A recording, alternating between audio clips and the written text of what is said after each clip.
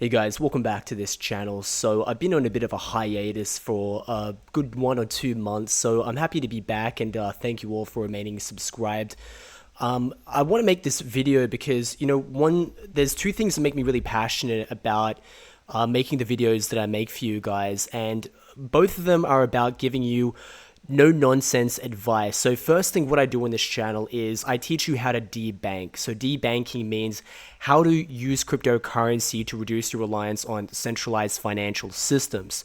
There are a bunch of utilities in crypto that allow you to do that, and the reason why this is important is because it's my belief that the crypto community is going astray, where most people are using cryptocurrency principally as a means of speculation. Don't think it's bad to own the next dog shit coin, whatever. But I think there's just so many great things you can do in crypto besides just making money from it. I think it's something that can really be used as a vehicle to change the world. And secondly, I want to use this channel to give genuine no-nonsense advice. I don't think you really need me to say that the advice that you're going to find on crypto YouTube or even crypto Twitter is just absolutely awful. If you follow anyone's advice, you're going to be led astray. And this is especially important because we're going into a bull run. Now, what if I was to tell you that a bull run is actually the most dangerous time to be involved in crypto? Now, on the one hand, you can be genuinely retarded and make a lot of money in a bull run. You don't really have to do anything. You can get a monkey to pick your bets. You get a monkey to pick the coins you want to invest in, and probably it's going to go up because everything goes up in a bull run, right? But the reason why I say it's dangerous is that there's so many pitfalls. When you see a sea of green every time you open up CoinMarketCap or CoinGecko, you're going to be in, we'll just say Bitcoin, right? And it's only going up 20% this month. And then you're going to see XRP, Cardano, Solana, or whatever going up by 40%, right? Then you're going to make your way down, scroll down further down the list of top market cap coins, and you're going to see random coins you've never heard of going up by 100%, 200%. Then you're going to see the meme coins go up by thousands of percentage points. And I think that the point I'm trying to make is that it's very easy to be overwhelmed by greed during a time like this. And you're going to know a lot of people that are making money during this market, and it's just going to tempt you further and further of going away from the leading principles. And leading principles are that you should not be overly invested in altcoins. Bitcoin should be where it's at, but ultimately most people are going to not take that advice during a bull run. They're going to be investing in dog coins, other meme crap coins, and most importantly, I think that one of the worst things is derivatives, leverage trading, that is. And leverage trading is basically a way where you can trade with more money than you have on a derivative exchange like Bybit or whatever. And you can trade with more money that you have, and that opens up the possibility for you to get liquidated. So liquidated means that you open up a position for 10x, and the price goes down to a certain point and you lose all your money. And every time you open up crypto YouTube, you're going to have these very shameless shills. They'll make a video. Usually it's just hype crap, and they're going to say, sign up with my referral link to Bybit, Binance, or whatever. You can open up a position with 10x leverage, and almost all the people that do that will lose their money in the end. So what I've made this channel about is for you to get the most out of your cryptocurrency, and there are good ways for you to make money in cryptocurrency that don't involve huge amounts of risks. And I've made many videos about peer-to-peer trading. You can check out my videos on that. You can use my referral link in the description below. But also just no nonsense advice. So I'm sorry this was such a long introduction, but to get into the video, what I want to talk to you today is, now that the bull run has officially started, I want to give you some pointers on how not to get wrecked. Because to me, the most important thing in a bull market is not necessarily how to make money, because you'll make money just by participating in it, provided that you're not in stable coins like USDT or something like that. Everything's gonna go up, even the things that hardly ever move up. Litecoin's gonna go up, Monero's gonna go up. Everything that you thought was dead a year or two ago is gonna come back to life. So I don't think you need more advice about that. What you need is advice on how not to lose your money and not to squander this massive opportunity, because one of these bull runs, they only come every 4 years. So what I'm going to do, I'm just going to pull this up in the background, and I'm just going to get TradingView open so I can just show you my general line of thinking during this time. So let me get out of the way here. Okay, so we've got BTC, USDT in the background, and I just want to show you a few quick things, right?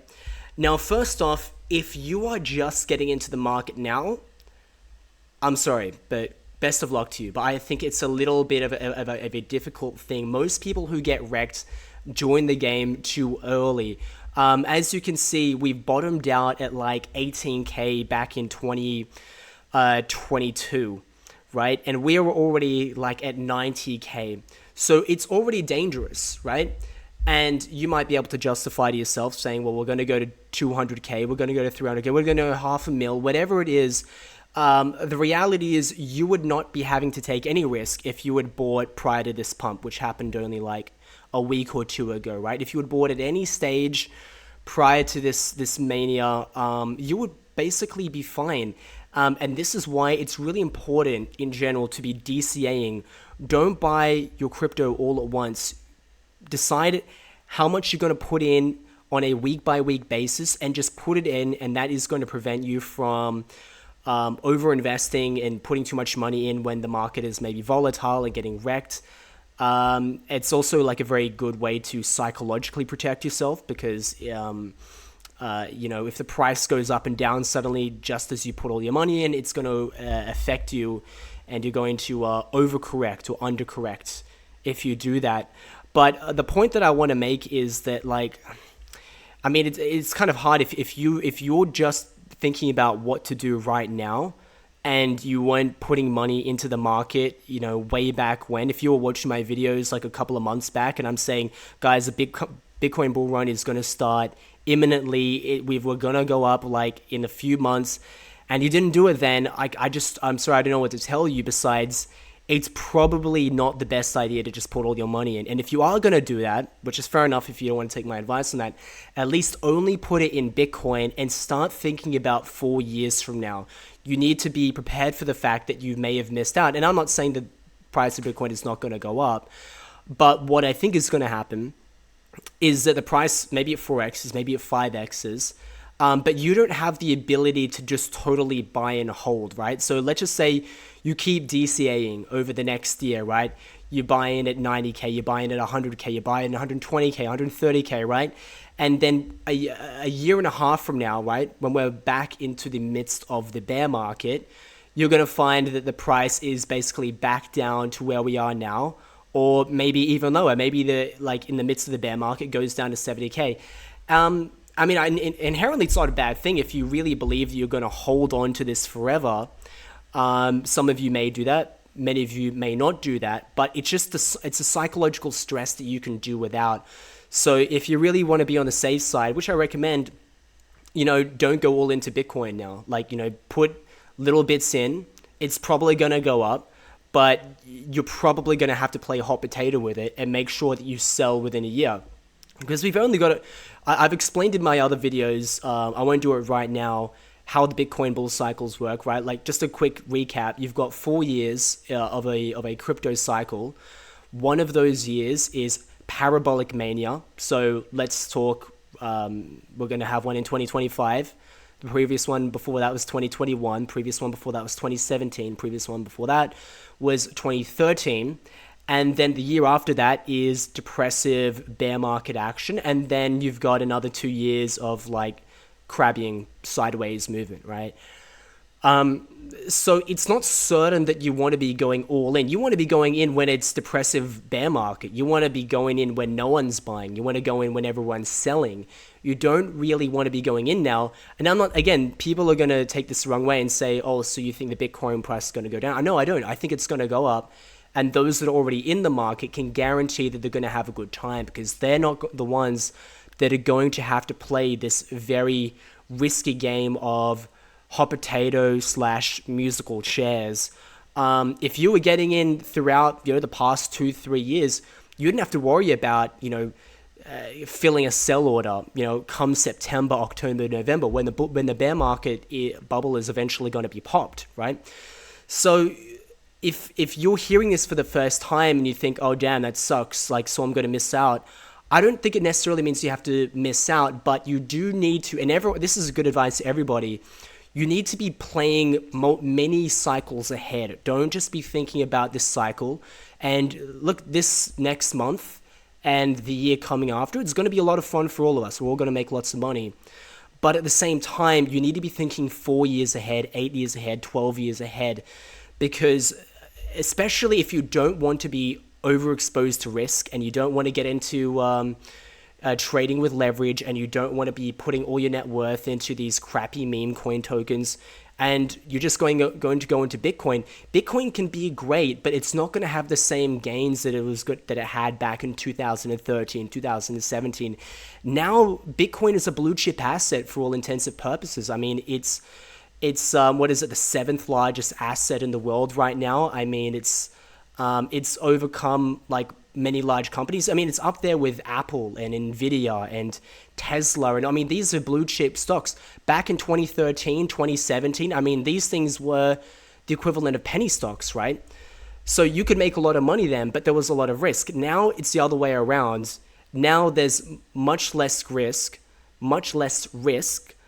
but the gains are less. But if you're willing to play the long-term game, that shouldn't be a problem for you. So if you're thinking about 4 years down the line, 8 years down the line, then it's completely fine to continue to use the time that you have available, including this next coming year, to slowly DCA into the market and not try and get ahead of yourself. Don't put the barrel before the horse, the cart before the horse. I think I butchered that.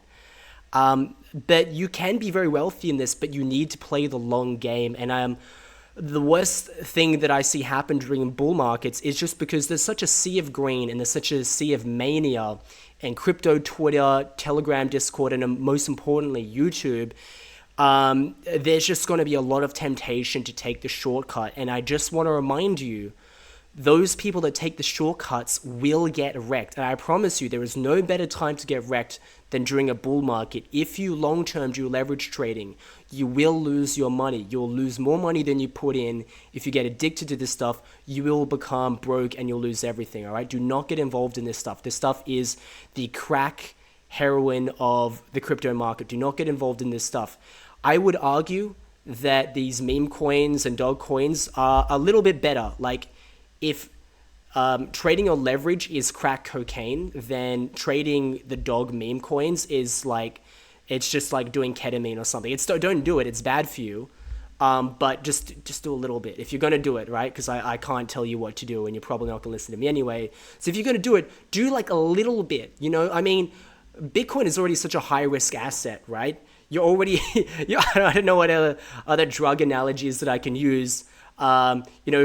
Bitcoin is like weed, right? You don't have to be mixing PCP and crack in there. If you're gonna be a degen, as all crypto traders like to fashion themselves, then just do a little bit. Don't ruin your life. Don't take out your mortgage and have your wife divorce you because you made some bad decisions. Just take it easy. You're gonna do well in this market, and most importantly, you're gonna do well over the next decades. I mean, the Bitcoin game is a very long decade. I mean, the millennium has only just started. We're in the early 2000s. I mean, 2020 is, right?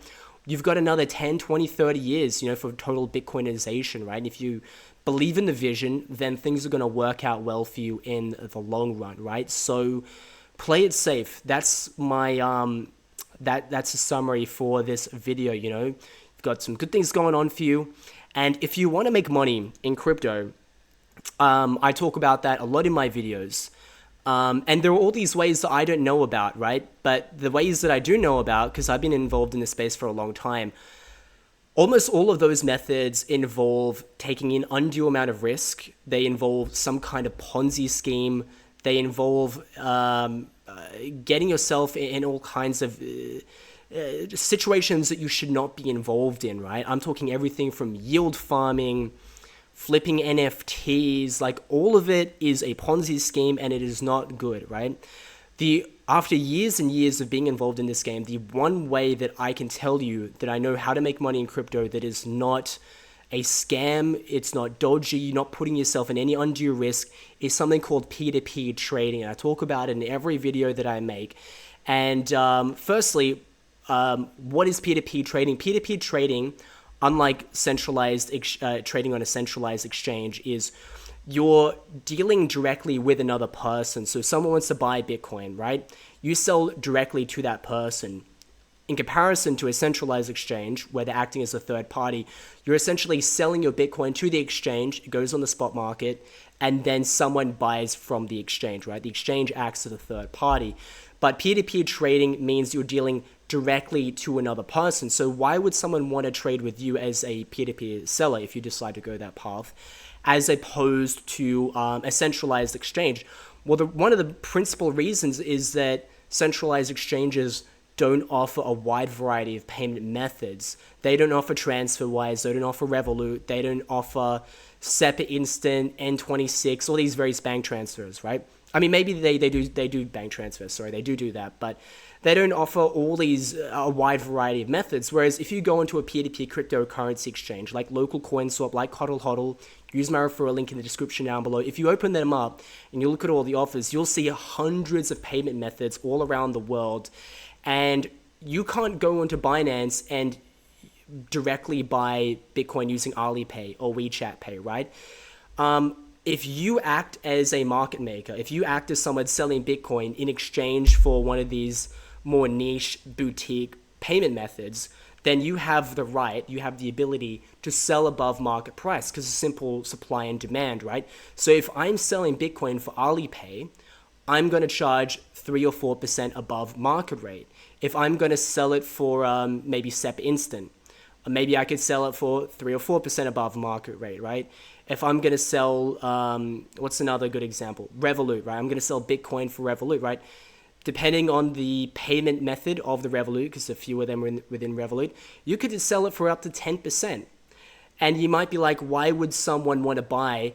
Well, there's a few reasons, because not everyone wants to use a bank account and they don't want to have to KYC on it. Okay, sorry, let's start from the beginning. Some people don't want to have to go onto a crypto exchange and KYC. That's number one. Number two, on these different cryptocurrency exchanges, the centralized ones, they don't offer a wide variety of payment methods, right? So someone might have all their money on TransferWise because that is how they get payment from their clients and their businesses, right? They don't want to have to send that to a bank account and then from their bank account send it to a crypto exchange, and then from the crypto exchange, yada, yada, right? They don't want to have to do that. So you're providing them the convenience by providing that, by that thing, right? Thirdly, you misunderestimate how many countries in the world are essentially blocked off from the crypto ecosystem, right? There are a lot of countries that don't have crypto exchanges. Like when I was living in the Caribbean, there was like maybe one crypto exchange, and I couldn't even use it. I can't remember what it was. And it didn't even deal with like the local currency, ECD or XCD, whatever it's called now. So there were a lot of currency pairs that just, there's no like pairing. So there's no ECD to Bitcoin, right? Then there are just exchanges that don't exist in certain countries. Maybe you're from a country where, if you're on Binance, for instance, Binance just doesn't accept your bank, right? I mean, this is not a small problem. This is a huge problem, right? And prior to centralized exchanges, most ways of purchasing cryptocurrency was with P2P. So what's the first cryptocurrency transaction that ever took place?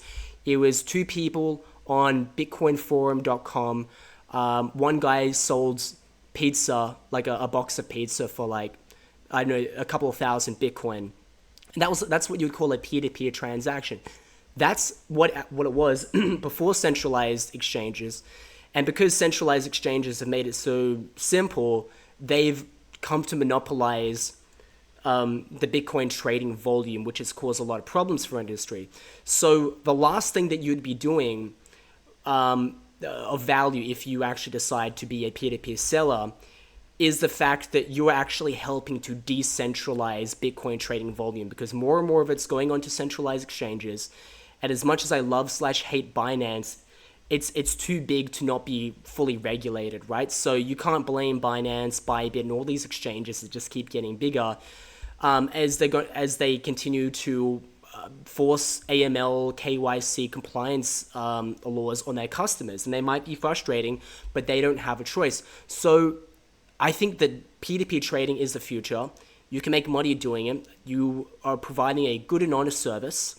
And yeah, so if you're interested in my spiel about that, you can use my referral link in the description down below. Sign up with my link, and if you like these no-nonsense advice, these thoughts about crypto, make sure to subscribe, and I'll see you in the next video.